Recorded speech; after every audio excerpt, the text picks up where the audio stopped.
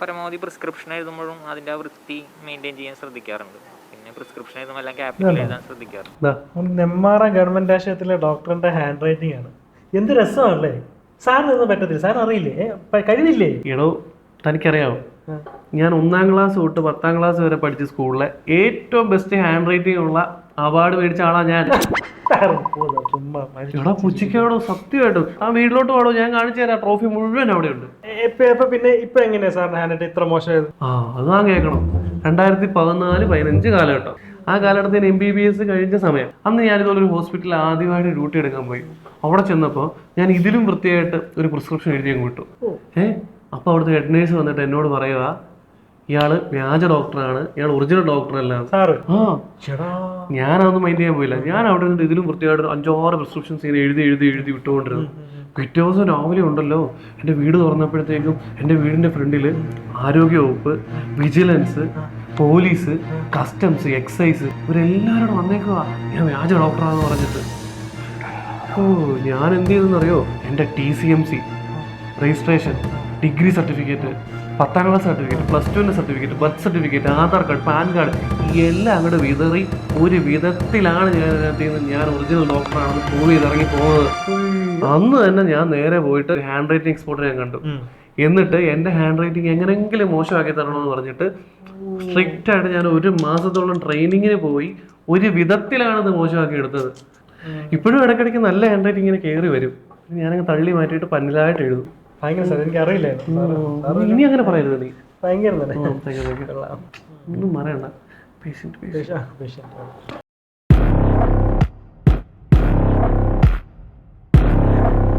എന്താ ഇങ്ങനെ ചിരിക്കുന്ന? കയ്യിൽ ഫയലൊക്കെ ഉണ്ടല്ലോ. ഫയൽമാനാണോ? പോര്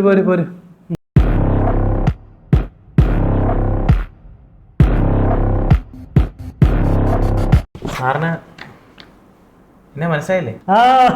ആരാ? ഉണ്ടായിരിക്കണം. എനിക്ക് മനസ്സിലായി. കഴിഞ്ഞ ആഴ്ച എന്നെ കാണാൻ ഇവിടെ വന്ന ആളല്ലേ? ഞാൻ സാറിനെ കാണാൻ വന്നിട്ടുണ്ട്. അതാ പറഞ്ഞേ. പക്ഷെ അത് ഇവിടെ അല്ല. നിങ്ങൾക്ക് കാക്കാണ്ട് ഒരു ക്ലിനിക് ഇല്ലായിരുന്നു? ഞാൻ പോണം. ഉണ്ടായിരുന്നു. പക്ഷെ ഞങ്ങളുണ്ടല്ലോ, ഞങ്ങൾ അതുപോലെ അല്ല, ഞങ്ങൾ മാറി.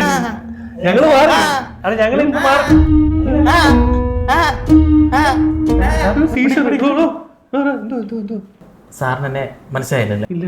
എനിക്ക് നമുക്ക് കുറച്ച് പുറകോട്ട് പോവാം.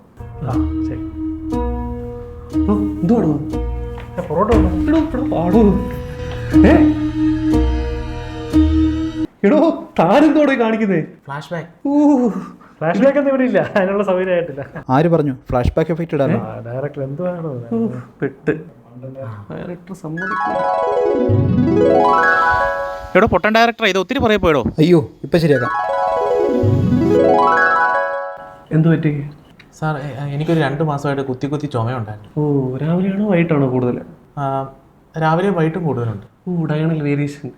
ഈ പൊടി അടിച്ചാലോ തണുപ്പടിച്ചാലോ കൂടുമോ? ഉണ്ട് sir. Sensitive to dust and cold. താങ്കൾക്ക് ഈ പറയുന്നത് വെച്ചിട്ട് താങ്കൾക്ക് ഹൈപ്പർ സെൻസിറ്റിവിറ്റി എയർവേ ഡിസീസാണ്. മനസ്സിലായില്ല? ഇല്ല. ഞാൻ സിമ്പിളായി പറഞ്ഞുതരാം, ശ്രദ്ധിച്ച് കേട്ടോളൂ. താങ്കളുടെ ലങ്സിലുള്ള ബ്രോങ്കിയോൾസിലെ small and medium size bronchioles ഉണ്ട്. അതിലുള്ള സ്മൂത്ത് മസിൽസ് അത് കൺസ്ട്രക്ട് ചെയ്യുന്നതുകൊണ്ടാണ് താങ്കൾക്ക് ഇങ്ങനെ ചുമ വന്നുകൊണ്ടിരിക്കുന്നത്. സാർ, ഇതിലും സിമ്പിളായിട്ട് ആർക്കും പറയാൻ പറ്റും. ഇന്നത്തെ എൻ്റെ സല്യൂട്ട് സാറിനാണ്. Thank you. സാർ, എനിക്കൊന്നും മനസ്സിലാകുന്നില്ല സാർ. മനസ്സിലായില്ല? താങ്കൾ എത്ര വരെ പഠിച്ചിട്ടുണ്ട്? ഞാനൊരു പോസ്റ്റ് ഗ്രാജുവേറ്റ് ആണ് സാർ. എന്നിട്ടും മനസ്സിലായില്ലേ? താങ്കൾക്ക് ചെവിക്ക് എന്തെങ്കിലും കുഴപ്പമുണ്ടോ? കേൾക്കാൻ പറ്റുന്നുണ്ടോ? ചെവിക്ക് കുഴപ്പമൊന്നുമില്ല. എന്നിട്ടും മനസ്സിലായിട്ടില്ല? It's okay. ഞാൻ ഒന്നുകൂടെ സിമ്പിളായി പറഞ്ഞുതരാം. സിമ്പിളായിട്ട് ഓക്കെ, ശ്രദ്ധിച്ച് കേൾക്കണം. നമ്മുടെ ശരീരത്തിലെ ഓട്ടോണോമിക് നെർവ് സിസ്റ്റം ഉണ്ട്, അതിൽ തന്നെ പാരാസിമ്പതറ്റിക് നെർവ് സിസ്റ്റം ഉണ്ട്. അതിലുള്ള മസ്കാരിൻ റിസപ്റ്റേഴ്സായ M2 M3 ആണ് നമ്മുടെ ലങ്സിലുള്ളത്. അതിൻ്റെ ആക്ഷൻ എന്താണെന്ന് വെച്ചാൽ അസറ്റൈൽ കോളിനെ അത് യൂഷ്വലി ഇൻഹിബിറ്റ് ചെയ്യും, അത് റിലീസ് ചെയ്യാൻ സമ്മതിക്കില്ല. ഇവിടെ സമ്മതിക്കുന്നത് എന്താണെന്ന് വെച്ചാൽ പുറത്തുനിന്നുള്ള ആൻറ്റിജൻ വരുമ്പോഴത്തേക്കും അസറ്റൈൽ കോളിനുള്ള ഇൻഹിബിറ്ററി റിഫ്ലക്സ് അതങ്ങ് മാറുകയാണ്, ഡിസ്ഫങ്ഷണൽ ആവുകയാണ്. അങ്ങനെ അസറ്റൈൽ കോളിൻ റിലീസ് ആവുകയും ഈ സ്മൂത്ത് മസിൽസ് കൺസ്ട്രക്ട് ചെയ്യുകയും ചെയ്യുന്നതുകൊണ്ടാണ് താങ്കൾക്ക് ഇങ്ങനെ വന്നത്. It's A case of typical case of hyper sensitivity airway disease. എനിക്ക് എന്താ സംഭവിച്ചത് അറിയില്ല സാർ. വളരെ very good explanation. Thank you. മനസ്സിലായില്ലേ? എന്നിട്ട് മനസ്സിലായില്ല? എനിക്കൊന്നും മനസ്സിലായില്ല. സാറിനൊരു കാര്യം ചെയ്യോ, ഈ പറഞ്ഞൊക്കെ എനിക്കൊന്ന് എഴുതി തരോ? ഞാൻ വേറെ ആരോടെങ്കിലും പോയി ചോദിച്ചോളാം. ഇതിലും സിമ്പിളായി ആർക്കും പറഞ്ഞു തരാൻ കഴിയില്ല, ആർക്കും. സാർ എഴുതി കൊടുക്കും സാർ.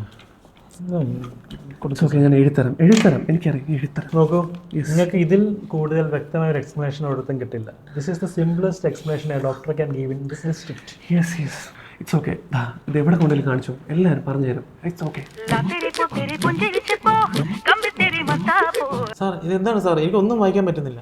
മോനെ അക്ഷരാഭ്യാസമില്ലേ മോനെ? എന്തും വ്യക്തമായിട്ടാണ് എഴുതിയിരിക്കുന്നത്, എന്നിട്ട് മനസ്സിലാവുന്നില്ലേ? ഒന്ന് പറഞ്ഞോളൂ പ്ലീസ്. നിങ്ങൾ പേടിക്കണ്ട, എല്ലാം ഡോക്ടർ എഴുതിയിട്ടുണ്ട്. നിങ്ങൾ സേഫ് ആണ്. നിങ്ങൾ എവിടെ കൊണ്ട് കാണിച്ചാലും ഇതിനുള്ള മരുന്നും കാര്യങ്ങളും കിട്ടുന്നതാണ്. പേടിക്കണ്ട കേട്ടോ, don't worry, you are in safe hands.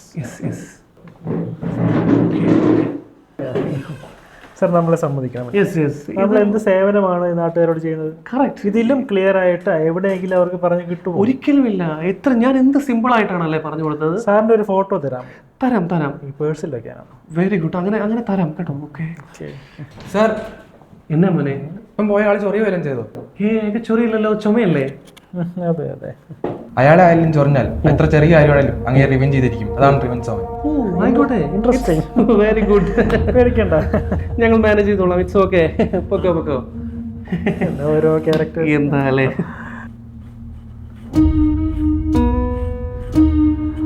അല്ല, ഇപ്പൊ ഇങ്ങനെ അല്ല നമ്മള്. ഞങ്ങൾ പഴയത് ഞങ്ങൾ അങ്ങനെയല്ല, പറഞ്ഞോട്ടെ. ഞങ്ങൾ ഒരുപാട് മാറി. ഇയാള് പറയാനും സമ്മതിക്കത്തില്ല. എന്നിട്ട് സാർ അന്ന് എവിടെയാണ് നിർത്തിയെന്ന് ഓർക്കുന്നു? പിന്നെ തൊട്ടടുത്തല്ലേ, 5-6 കൊല്ലേ ഉള്ളൂ. നന്നായിട്ട് ഓർക്കുന്നു. M2 M3 receptors. യെസ്. പക്ഷേ എൻ്റെ പഠനങ്ങളിൽ നിന്നും എനിക്ക് വ്യക്തമായിട്ടുണ്ട്, മസ്കാരിനിക് റിസപ്റ്റേഴ്സ് 5 തരമുണ്ട്, 5 sub types. Very good. Of course. ഈ ഓരോ സബ് ടൈപ്സും ഓരോ ലങ് ഡിസീസസിൽ വ്യത്യസ്തമായിട്ടാണ് പെരുമാറുന്നത്. അതെ. എന്നിട്ട് പക്ഷേ സാർ അന്ന് എന്നോട് പറഞ്ഞത് എൻ്റെ സിംറ്റംസ് വെച്ചുകൊണ്ട് എനിക്ക് ഹൈപ്പർ സെൻസിറ്റിവിറ്റി ലങ് ഡിസീസ് ആണ്. അതെ. പക്ഷേ എൻ്റെ പഠനത്തിൽ നിന്നും എനിക്ക് അങ്ങനെയല്ല സാർ തോന്നുന്നു. പിന്നെന്താ? I should be having either EDAC or TBM. ഇടയ്ക്കിടയ്ക്ക് TV ഉണ്ടെന്നല്ല പറഞ്ഞത്. അതെ. Recurrent TV. അതാ തന്റെ അസുഖം, റെക്കറന്റ് TV. സാറിന് ഇഡാക്ക് എന്താണെന്ന് മനസ്സിലായില്ലെന്നുണ്ടോ? ഇടാക്ക് മനസ്സിലായി. സാർ എന്താ ഇടാക്ക്? തമ്പുരാൻ അറിയാം, എനിക്കറിഞ്ഞൂടാ. EDAC is excessive dynamic airway collapse. അതെ. നമ്മൾ പറഞ്ഞു. എന്നിട്ട് അപ്പൊ ഈ TVയുടെ കാര്യം പറഞ്ഞതോ? ശരിയാണോ? TB അല്ല mister, TBM, tracheobronchomalacia. മലേഷ്യയോ? ഇന്ത്യയിലല്ല. എടോ, നീ ഫേസ്ബുക്കിലും വാട്സാപ്പിലും കാണുന്നതല്ല medical science. Understand? Yes, point. ഫേസ്ബുക്കും വാട്സാപ്പും അതൊക്കെ എന്താണ് സാർ? ഞാൻ ഈ പറഞ്ഞതൊക്കെ ലാൻസെറ്റ്, നേച്ചർ മുതലായവയിൽ വന്ന റീസെന്റ് ആർട്ടിക്കിൾസും പബ്മെഡിൽ വന്ന മെറ്റാ അനാലിസിസും സിസ്റ്റമാറ്റിക് റിവ്യൂവും ഒക്കെ ബേസ് ചെയ്ത് ഞാൻ എനിക്ക് സ്വന്തമായി നടത്തിയ പഠനത്തിൽ നിന്നും എനിക്ക് വ്യക്തമായ കാര്യങ്ങളാണ്. ഇയാളെ പബ്ബിൽ പോയ കാര്യം എന്തിനാ ഇവിടെ പറയുന്നത്? പബ്ബല്ല, പബ്ബിട്ട് എന്തൊക്കെയോ അറിയാൻ എന്തൊക്കെയോ പറയുന്നു. എന്നിട്ട് എന്താ തന്റെ പ്രശ്നം? ഇപ്പൊ എന്റെ പ്രശ്നം എന്താണെന്ന് വെച്ചാൽ I should be having either EDAC or TBM. Yes, absolutely. എന്നിട്ട് but to differentiate between them I should do either a dynamic fibre optic bronchoscopy or a dynamic CT. അതെ. കറക്റ്റ്, ആബ്സല്യൂട്ട്ലി, തീർച്ചയായും. എന്നിട്ട് പറഞ്ഞോളൂ. പക്ഷേ സാറിന് അറിയാലോ, dynamic CT is having the risk of radiation. Yes. So I would prefer to do a dynamic fiber optic bronchoscopy for that. Very good. Yes. A few moments later. അപ്പോൾ ഇഡാക്കിൽ എന്താണ് സംഭവിക്കുന്നത് എന്ന് ചോദിച്ചു കഴിഞ്ഞാൽ the posterior wall of trachea will bulge into the tracheal cavity. That will cause obstruction during expiration. It will cause intractable cough, dyspnea and difficulty in breathing. എവിടെ പോയി? ഞങ്ങളോട് ക്ഷമിക്കണം.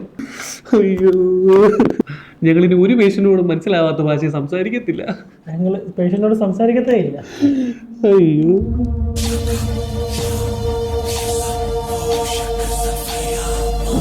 സാറേ, അയാള് പോയോ? പോയി. എന്തുവാ സാറേ സംഭവിച്ചേ? എന്തൊക്കെയാണ് ഇവിടെ നടന്നത്? അയ്യോ, ഇയാൾ ഈ പറഞ്ഞ അസുഖമൊക്കെ ശരിക്കും ഉള്ളതാണോ? മിക്കവാറേ ഈ ചില ആൾക്കാർ ഗൂഗിളിലൊക്കെ നോക്കിയിട്ടേ ഇല്ലാത്ത അസുഖം സ്വയം ഉണ്ടെന്ന് ഇങ്ങനെ വിചാരിച്ച് പേടിച്ച് നടക്കും. സൈബർ കോൺട്രിയ അസുഖത്തിന്റെ പേരാണത്. സൈബർ കോൺട്രിയ. സൈക്കോ തന്നെ, ശരിക്കും സൈക്കോ. എന്റെ പൊന്നേ, താജുമ പതൊക്കെ പറ. അയാളങ്ങനെ അപ്പുറത്ത് നിന്ന് കേട്ടാണ്ടല്ലോ വീണ്ടും റിവെഞ്ചുമായിട്ട് വരുന്നതെന്ന് ആലോചിച്ച് നോക്കി.